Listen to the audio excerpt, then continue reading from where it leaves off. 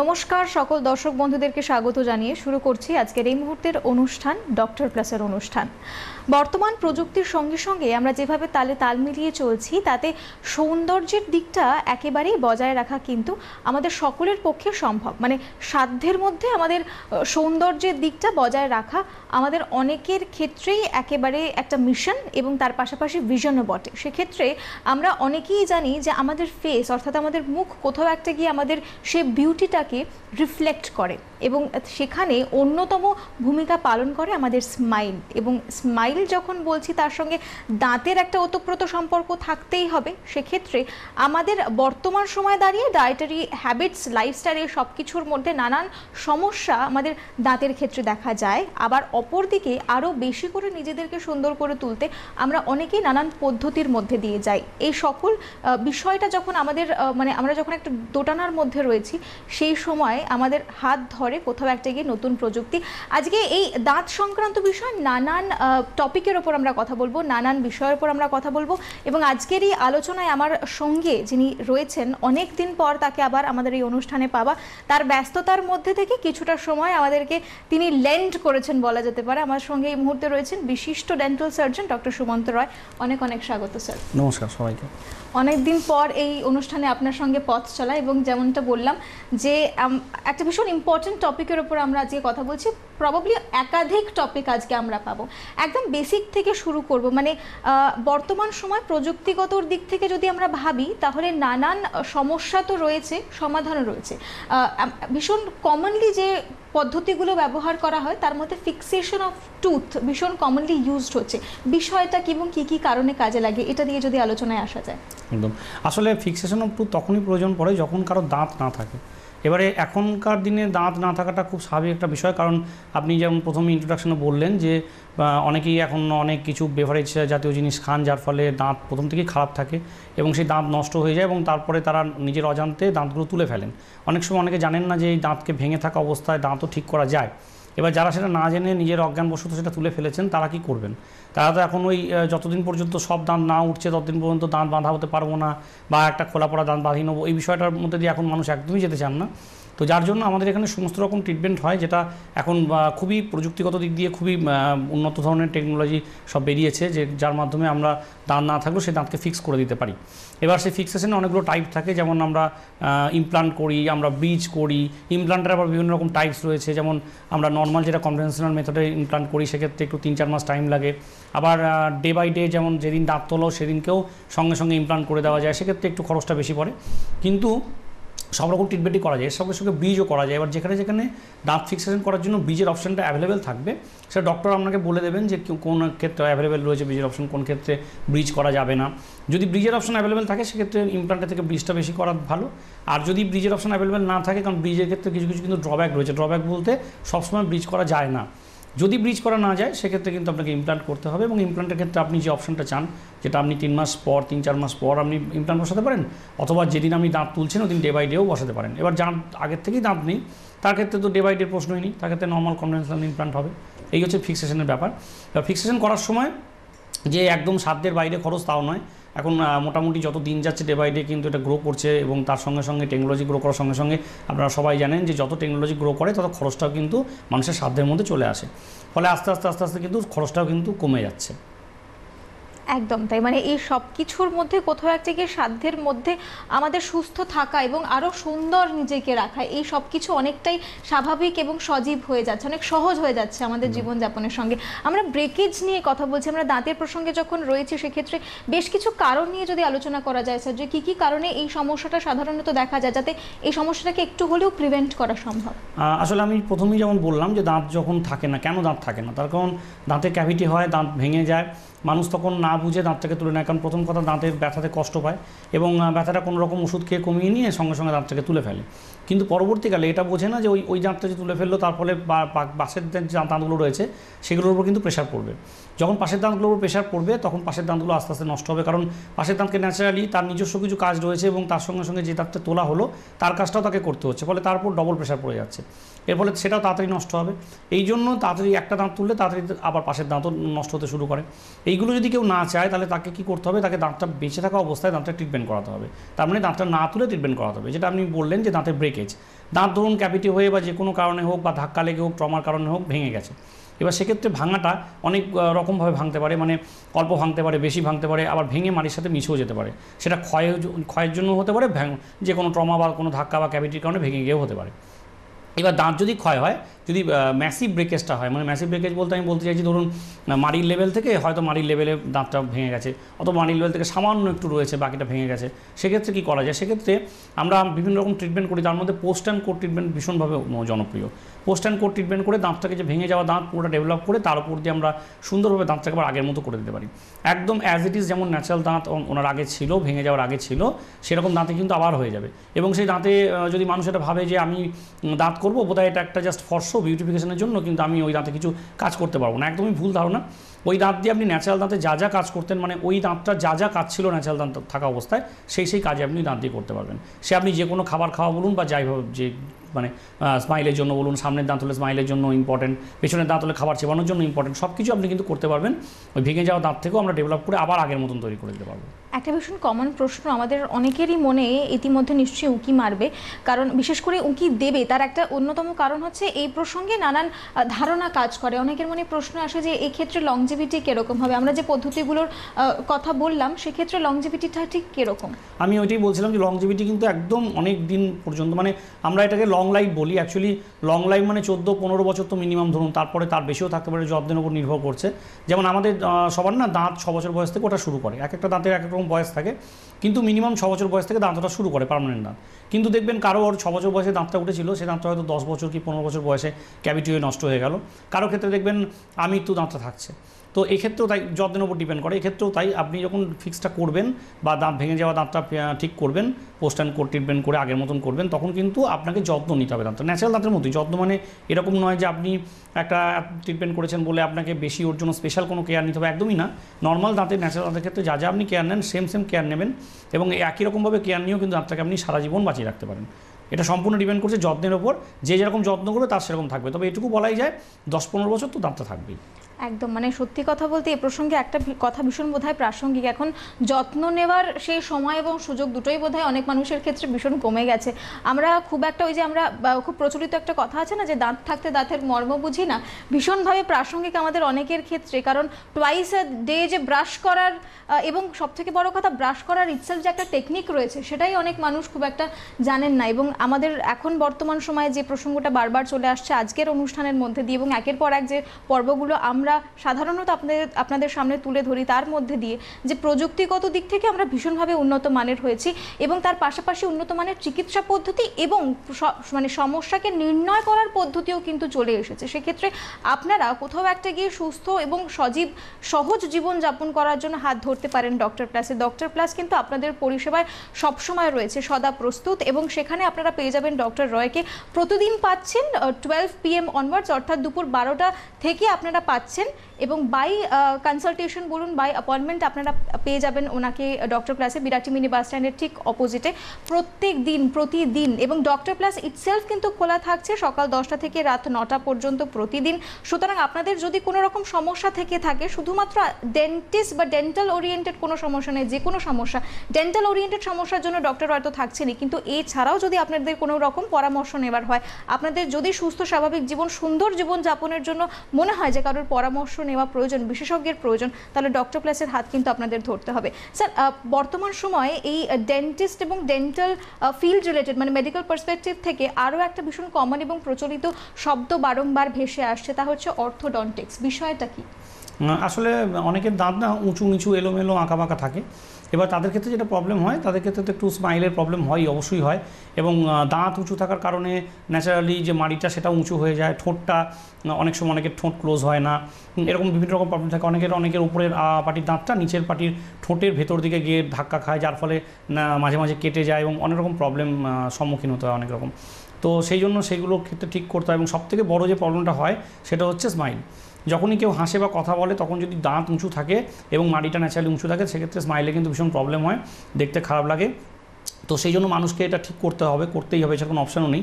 তো সেই ঠিক করার ক্ষেত্রে অর্থোডন্টিক ব্রেসেস, সবাই এই নামটা শুনেছেন, সবাই পরিচিত, যাদের এই প্রবলেমগুলো রয়েছে তারা তো নিশ্চয়ই জানেন, এছাড়াও অন্য অনেকেই হয়তো শুনে থাকবেন যে অর্থোডন্টিক ব্রেসেস বসিয়ে আমরা দাঁত কিন্তু ঠিক করে দিই। এবার অর্থোডন্টিক ব্রেসেস অনেকগুলো পার্টস রয়েছে, অনেকগুলো ক্লাসিফিকেশন রয়েছে। তার মধ্যে আমরা ইলাস্টিক ব্যবহার করি, আমরা অর্থোডন্টিক ব্রেসেসের সঙ্গে ইলাস্টিক ছাড়াও অনেক সময় ব্যবহার করি। তো এই সমস্ত বিভিন্ন কেস ওয়াইজ এটা ডিপেন্ড করে যে তার কীরকম রয়েছে, দাঁতটা কতটা উঁচু রয়েছে, কোন দাঁতটা কতটা উঁচু রয়েছে বা কতগুলো দাঁত উঁচু রয়েছে, এগুলোর উপর ডিপেন্ড করে অনেক কিছু। এবং দাঁত ঘুরে আছে কি না, এঁকে বেঁকে আছে কি না, বা উঁচু নিচু কতটা রয়েছে, সেগুলো আমাদের কম্পিউটারাইজড করে একদম টেকনিক করে তারপরে আমাদের কাজ করতে হয় যে কতটা কীভাবে কী করতে হবে।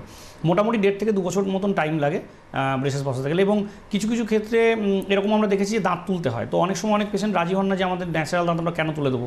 যদিও আমরা সামনের দাঁত তুলি না, মিডল পোর্শনের দাঁত তুলি, পেছনের দিকে দাঁতও তুলি না, কারণ ওগুলোও কিন্তু খাবার চেবাতে ভীষণভাবে সাহায্য করে।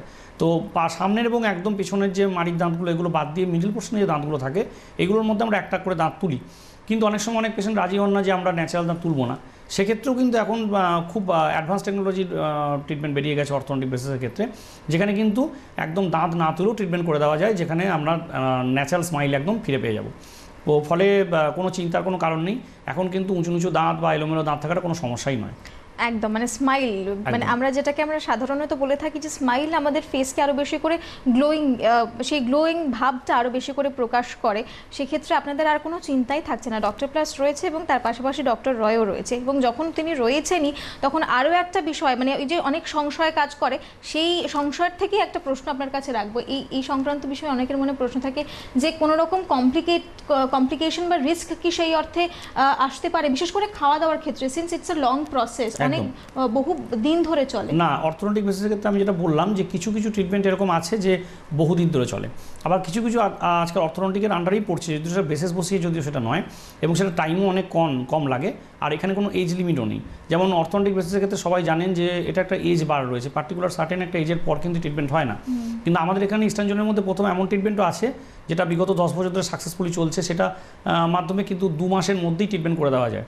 কিন্তু অর্থোডন্টিক ব্রেসেস বসানোর দরকার পড়ে না, এবং সেক্ষেত্রে 2 মাসের মধ্যেই, অনেক সময় অনেকের ধরুন সামনে বিয়ে আছে কি কোনো বড় কোনো প্রবলেম রয়েছে যেখানে ওনাকে ইমিডিয়েট দাঁতটা ঠিক করতে হবে, উঁচু নিচু দাঁত ঠিক করতে হবে, সেক্ষেত্রে তার টাইম নেই, 1.5-2 বছর টাইম নেই তার হাতে, তখন সে কী করবে? তখন তারা কিন্তু এই ট্রিটমেন্টটা করান। এবং আরেকটা ব্যাপার আছে, ধরুন কারোর সেটেল হতে একটু টাইম লেগে গেছে এবং তারপর দেখা গেছে যে তার এজটা পেরিয়ে গেছে ব্রেসেস বসানোর, তখন তিনি কী করবেন? তো সেই সমস্ত ক্ষেত্রে কিন্তু আমাদের কাছে অপশান রয়েছে। এখন অনেক বিগত 10 বছর ধরে ট্রিটমেন্ট হচ্ছে, আমাদের এখানেই প্রথম হচ্ছে ইস্টার্ন জোনের মধ্যে, যেখানে কিন্তু ব্রেসেস না বসিয়ে এবং 1.5-2 বছর টাইমও না, 1.5 থেকে 2 মাসের মধ্যেই কিন্তু আমরা উঁচু নিচু এলোমেলো দাঁত, আঁকাবাঁকা দাঁত ঠিক করতে পারি, সোজা করতে পারি, তো এবং দাঁত না তুলেও করতে পারি, যার ফলে এটা আজকাল কোনো প্রবলেমই না। আরেকটা কথা যেটা আপনি বলছিলেন যে এতদিন ধরে যে থাকবে তার জন্য আমাদের কী কী মানে যত্ন কী নিতে হবে বা রেস্ট্রিকশন কী করতে হবে, কোনো রেস্ট্রিকশন নেই, কোনো যত্নও নেই। আমরা কিছু টেকনিক শিখিয়ে দেবো, সেই টেকনিকের মাধ্যমে ব্রাশ করতে হবে। যদি ব্রেসেস কেউ বসায়, তো দাঁতের মধ্যে যেহেতু ব্রেসেসগুলো ফিক্স হয়ে থাকবে, ফলে ন্যাচারালি কিছু খাবার ঢুকে যাওয়ার প্রবলেম থাকে, তো সেগুলো আমরা শিখিয়ে দেবো কীভাবে ব্রাশ করতে হবে। এছাড়াও আমাদের কাছে তো আমরা অলওয়েজ ট্রিটমেন্টের আন্ডারে যখন উনি থাকবেন তখন অলওয়েজ আমরা ডাকবো, মাঝে মাঝে ডেকে আমরাও ওটা পরিষ্কার করে ক্লিন করবো, যাতে করে ওনার কোনো রকম প্রবলেম না হয়। একদম। এক্ষেত্রে সাধারণত অনেক মানুষের মনে যখন প্রশ্ন আসছে যে আপনারা কোথায় আসবেন, তখন বারংবার একটা প্রসঙ্গ কিন্তু চলে আসে যে ডক্টর প্লাস আপনাদের পরিষেবায় সদা প্রস্তুত। যে কোনো সমস্যার ক্ষেত্রে ডক্টর প্লাসকে কিন্তু আপনারা সঙ্গে নিতে পারেন, বিশেষ করে শুধুমাত্র সুস্থতার জন্য নয়, মানে সৌন্দর্যের জন্যও কিন্তু এখন বর্তমান সময় অ্যাকচুয়ালি সৌন্দর্য বিষয়টা আমাদের না কনফিডেন্সকে অনেকটা বুস্ট করে, এবং স্মাইল তাতে একটা বড় জায়গা জুড়ে রয়েছে বিশেষ করে। এবং স্মাইলের কথা বললে আরও একটা বিষয় যেটা আমরা দাঁতের ক্ষেত্রে অনেক সময় ইগনোর করে যাই, যেটা বারংবার স্যার বলছেন যে আমাদের এই চিউইংয়ের যে টেকনিক, সেই টেকনিকটা কিন্তু অনেক বা অধিকাংশই ডিপেন্ড করে রয়েছে আমাদের এই টুথের উপর। সেক্ষেত্রে দাঁতের গুরুত্বপূর্ণ, দাঁতের মর্যাদা আমাদেরকে বুঝতেই হবে। সুতরাং স্মাইল এবং তার পাশাপাশি আমাদের সুস্থ জীবনযাপন, মানে ডায়েটারি হ্যাবিট, ডায়েটারি প্র্যাকটিসেস এবং সুস্থ থাকা মানে ডাইজেশন, সব কিছু মিলিয়ে কিন্তু এই দাঁত আমাদের শরীরের একটা অন্যতম এবং ভীষণ গুরুত্বপূর্ণ অঙ্গ। সুতরাং সেটাকে ইগনোর করার কোনো জায়গায় নেই। এবং সৌন্দর্যের কথা যদি বলি তাহলে ডক্টর প্লাস তো রয়েছেনই, এবং সেক্ষেত্রে বিরাটি মিনি বাস স্ট্যান্ডের অপোজিটে সকাল 10টা থেকে রাত 9টা পর্যন্ত ডক্টর প্লাস খোলা থাকছেন। সেখানে অবশ্যই আপনারা পেয়ে যাবেন ডক্টর রয়কে। প্রতিদিন পাচ্ছেন 12 PM অনওয়ার্ডস। আরও একবার আপনাদেরকে মনে করিয়ে দেবো, এবং শুধুমাত্র তাই নয়, হেল্পলাইন নাম্বার যা আমাদের স্ক্রিনে যাচ্ছে এই মুহূর্তে, সেই হেল্পলাইন নাম্বারে যোগাযোগ করলে কিন্তু নানান পদ্ধতি, নানান ধরনের কোয়ারিজ যেগুলো আপনাদের মনে এই মুহূর্তে উকি দিচ্ছে, সেই কোয়ারিজের রেসপন্স, সেই কোয়ারিজের আনসার্স কিন্তু আপনারা পেয়ে যাবেন। আর বিস্তারিত জানতে চলে আসুন ডক্টর প্লাসে। পরবর্তী প্রসঙ্গে আসবো স্যার। সবথেকে গুরুত্বপূর্ণ যে বিষয়, এক্ষেত্রে অনেকের মনে প্রশ্ন থাকে বা প্রশ্ন জাগে, বিশেষ করে যেহেতু একটা সংশয় কাজ করে যে খাওয়া দাওয়ার প্রসঙ্গ তো আপনি বললেনই, কিন্তু সেই অর্থে খাওয়া দাওয়াতে কি কোনো সমস্যা হতে পারে বা খাওয়া দাওয়ার কোনো রেস্ট্রিকশন কি থাকে যে সফট খাবার খেতে হবে? না, এরকম কোনো রেস্ট্রিকশন নেই যে সফট খাবার খেতে হবে, কিন্তু ওই খাবার দাবার খেলে যদি খাবার ঢুকে যায় সেক্ষেত্রে আমাদের যেহেতু ট্রিটমেন্টের আন্ডারে ওনারা রয়েছেন, ফলে আমরা কিন্তু সেগুলো ব্যবস্থা করে দেবো। প্রথমত আমরা টেকনিকগুলো শিখিয়ে দিই যে কীভাবে ব্রাশিংটা করতে হবে। ভার্টিক্যাল ব্রাশিং করতে হবে, হরাইজন্টাল করা যাবে না, এবং অবলিক করতে হবে, কোন দাঁতে কীভাবে ব্রাশ করতে হবে, কতক্ষণ টাইম লাগবে, সব আমরা শিখিয়ে দিই। এরপরেও যদি কোনো প্রবলেমের সম্মুখীন হন আমাদের কাছে, তো আমরা কখনো 15 দিন, কখনো 1 মাস অন্তত ডাকবই, তো তখন আমরা ওগুলো শিখিয়ে দেবো। আর একটা কথা আমি বলে দিই এই প্রসঙ্গে, যে দূরের পেশেন্ট আমাদের কাছে কিন্তু প্রচুর আসেন। তো যারা দূরে থাকেন, স্পেশালি নর্থ বেঙ্গল বা আউট অফ ওয়েস্ট বেঙ্গল, তাদের জন্য কিন্তু এরকম ব্যবস্থা হয় যে ধরুন 3টে সিটিং একসাথে ওনারা এলেন, এসে এখানে কোনো একটা থাকার ব্যবস্থা করলেন, জায়গা করলেন, তো 3টে উইদিন 1 উইক 3টে সিটিং করে আমরা ছেড়ে দিলাম, তারপর আবার হয়তো 1 মাস পর কি 3 মাস পর ডাকলাম। তো এভাবেও কিন্তু করা যাবে। ফলে ওটা কোনো ব্যাপার নয় যে আপনার দূরে বাড়ি বলে আপনি করতে পারবেন না, বা কাছে বাড়ি বলে করতে পারবেন, এরকম কোনো ব্যাপার নেই। আপনি সব জায়গা থেকেই করতে পারবেন। হয়তো আপনাকে 1-2 দিন হয়তো এখানে একটু থাকার ব্যবস্থা করতে হবে, আর কিছু ব্যাপার না। সেক্ষেত্রে বিভিন্ন গেস্ট হাউস তো রয়েছেই, 1-2 দিন থাকাই যায়। এবং একসাথে যেহেতু বারবার ওনাদের আসতে হচ্ছে না, ধরুন আমি বললাম যে 1 মাস পর একবার আসবেন, তো বারবার যদি প্রতি মাসে একবার করে আসতে হয়, সেটার থেকে উনি যদি একবারে 3টে ট্রিটমেন্ট 3টে সিটিং নিয়ে চলে যান, তারপর আবার 3 মাস পর আসেন, বিষয়টা ওনাদের জন্য খুব ইজি হবে, যারা দূরে পেশেন্ট তাদের জন্য। এই সূত্রে একটু জিজ্ঞেস করে নেবো স্যার, একজন পেশেন্ট যখন আসছেন ডক্টর প্লাসে, তার সৌন্দর্যকে আরও একটু বেশি করে সুন্দর করে তুলতে, আর একটু বেশি করে বাড়িয়ে তুলতে, সেক্ষেত্রে এই ট্রিটমেন্ট অ্যাপ্রোচটা কিসের বা কোন কোন ফ্যাক্টরসের উপর সাধারণত ডিপেন্ড করে? এবং পেশেন্ট কাউন্সেলিং এখন তো বর্তমান সময় একটা বিশাল বড় জায়গা জুড়ে রয়েছে, সুতরাং আমরা যদি একটা ছোট্ট ওয়াক থ্রু পাই, কারণ এই অর্থোডন্টিক্স বিষয়টা অনেকের কাছে ভীষণ নতুন। একদম, আসলে অর্থোডন্টিক্স বিষয়টা হয়তো নতুন নয়, কিন্তু অর্থোডন্টিক্সের যে নতুন নতুন দিগন্ত খুলে গেছে না, নতুন নতুন যে ওয়ে আউটগুলো খুলে গেছে, সেগুলো কিন্তু অনেকটাই নতুন। কারণ অর্থোডন্টিক ব্রেসেস বলতে আমরা মেনলি ব্রেসেস বুঝি, এবং তার সঙ্গে সঙ্গে আমরা এটা বুঝি যে দাঁতটা একটা করে তুলতে হবে, তারপর উঁচু দাঁত নিচু করতে হবে, এবং তার জন্য 1.5 থেকে 2 বছর টাইম লাগবে, যেটা আমি বললাম। কনভেনশনাল মেথড আছে, এছাড়াও কিন্তু অনেক এমন মেথড রয়েছে আমাদের এখানে, বিগত 10 বছর ধরে চলছে, যেখানে কিন্তু আমরা উইদাউট এনি মানে টাইম কনজিউমিং প্রসেস নয়, টাইম ছাড়াও 1.5 থেকে 2 মাসের মধ্যে আমরা কিন্তু ট্রিটমেন্টগুলো কমপ্লিট করতে পারি। এবং শুধু তাই না, ব্রেসেস ছাড়া আমরা এটা করতে পারি।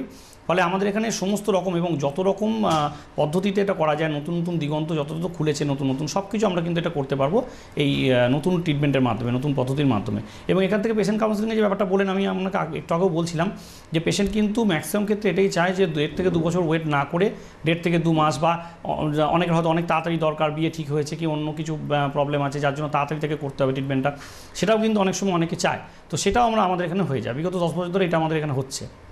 একদম তাই। সেক্ষেত্রে অবশ্যই আমাদের সাইকোলজির উপর একটা বড় ইম্প্যাক্ট সাধারণত আমাদের সৌন্দর্য ফেলে। সেক্ষেত্রে এটা কিন্তু একটা খুব গুরুত্বপূর্ণ বিষয়, যে কথাটা স্যার বারংবার আপনাদেরকে বলছেন, যে নতুন নতুন অনেক প্রযুক্তিগত দিক থেকে অনেক দিগন্ত, অনেক ডিরেকশনস খুলে গেছে, আমাদের কাছে অপশনস অনেকটাই চলে এসেছে, এবং এক্ষেত্রেও ম্যাক্সিমাম ক্ষেত্রে স্যার চয়েস পেশেন্টসদের হাতেই বোধহয় থাকে। একদম, আমি বারবার করে ওইটাই বলছিলাম, যেমন আমি ফিক্সেশনের ক্ষেত্রে বললাম যে চয়েস যেমন পেশেন্টের হাতে থাকবে, যে ব্রিজ করবে না ইমপ্লান্ট করবে, ইমপ্লান্টের ক্ষেত্রে কী ধরনের ইমপ্লান্ট করবে, সেটা কি ইমিডিয়েট করবে নাকি 3 মাস পর যে কনভেনশনাল ইমপ্লান্ট হয় সেটা করবে, সেটা পেশেন্টের উপর ডিপেন্ড করছে। ঠিক সেরকমভাবে এখানেও তাই, অর্থোডন্টিক ব্রেসেস বসাবে নাকি নতুন যে পদ্ধতি হয়েছে তার মাধ্যমে করবে, 1.5 থেকে 2 বছর টাইম নিয়ে করবে নাকি 1.5-2 মাসের মধ্যে কমপ্লিট করবে, এগুলো সবই ডিপেন্ড করছে পেশেন্টের চয়েসের উপর। এবং চয়েসের ক্ষেত্রে আরেকটা জিনিসও ম্যাটার করে, সেটা হচ্ছে টাকা পয়সা খরচা কোনটা হবে, কোন ট্রিটমেন্টে কত খরচা হবে, সেটা দেখে নিয়ে পেশেন্ট সেটা চয়েস করে। তো আমরা সব রকম পেশেন্টকে বুঝিয়ে বলে দিই যে এই ট্রিটমেন্টের ক্ষেত্রে এরকম খরচা, এই ট্রিটমেন্টের ক্ষেত্রে এরকম হবে, এবং সেটা ডিপেন্ড করে কিন্তু পেশেন্টের যেরকম প্রবলেম আছে তার উপর।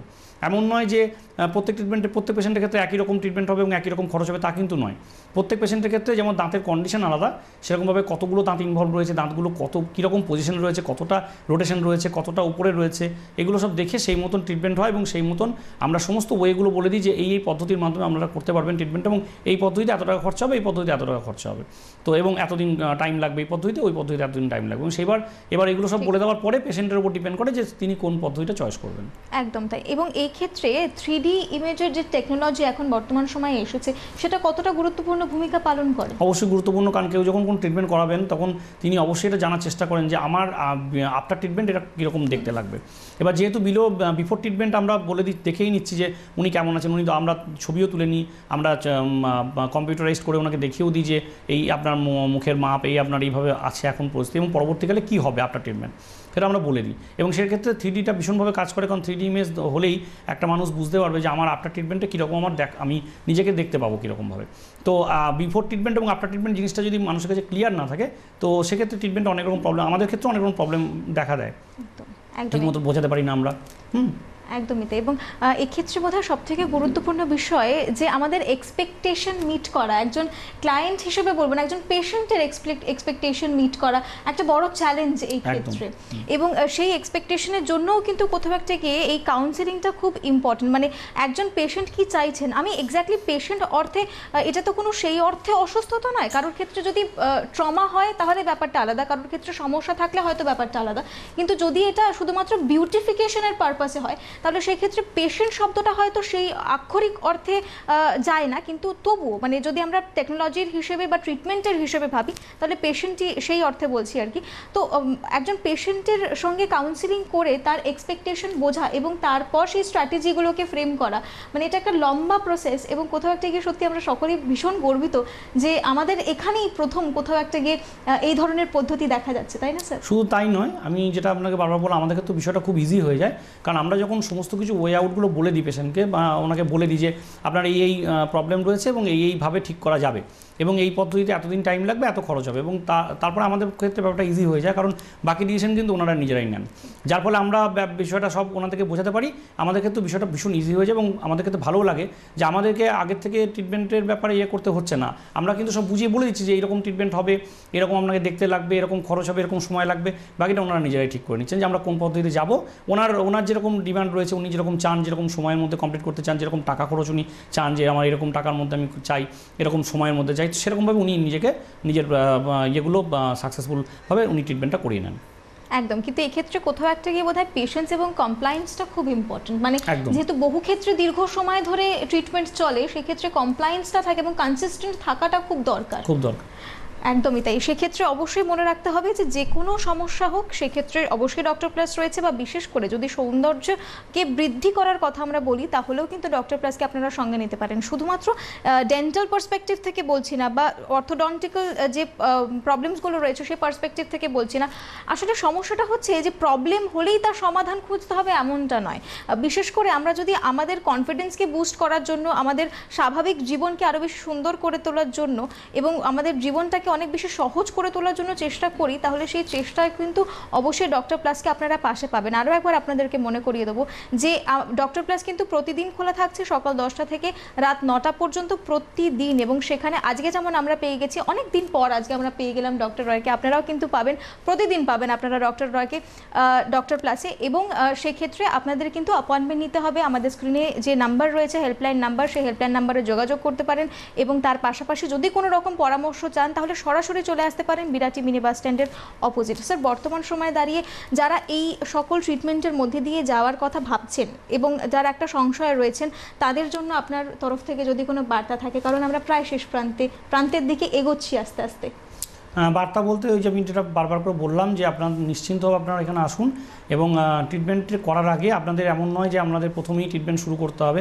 আপনারা সমস্ত বিষয়টা জেনে যান যে আপনাদের কী পদ্ধতিতে এটা করা যেতে পারে, এবং কোন পদ্ধতিতে কত টাইম লাগবে, কোন পদ্ধতিতে কত খরচ হবে, সমস্ত কিছু জেনে নিয়ে আপনারা সেই মতন ডিসিশন নিতে পারবেন। এবং এটা যেহেতু আপনি আগেই বললেন যেটা যেহেতু একটা এমার্জেন্সি ট্রিটমেন্ট নয়, বিউটিফিকেশন ট্রিটমেন্ট, ফলে আপনার হাতে টাইম থাকবে যে আপনি একটু ডিসকাস করে নিলেন, বা একটু টাইম যে মুহূর্তে আপনার সুবিধা হবে, যে মুহূর্তে আপনার চাপ কম থাকবে, আপনি তখনও করতে পারেন। আপনার যেরকমভাবে সুবিধা আপনি সেরকমভাবে করতে পারবেন।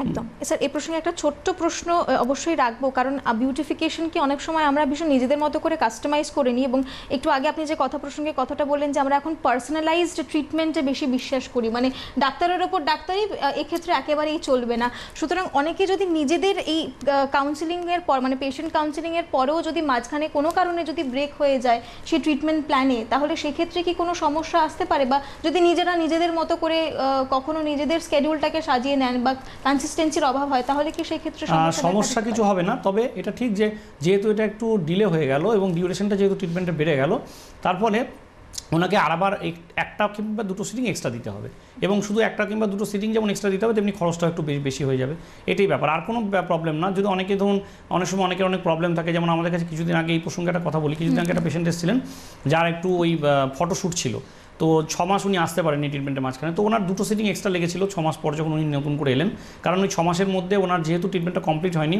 ফলে ইতিমধ্যে কিন্তু অনেক জিনিস ওপেন রয়ে গেছিলো, ট্যানালগুলো ওপেন রয়ে গেছিলো, যার ফলে ওগুলোকে ক্লোজ করতে হয়েছে, তার ফলে ওনাকে দুটো সিটিং এক্সট্রা দিতে হয়েছে, এবং তার জন্য ওনার ক্ষেত্রে 2 থেকে 3 হাজার টাকা এক্সট্রা খরচা হয়েছে।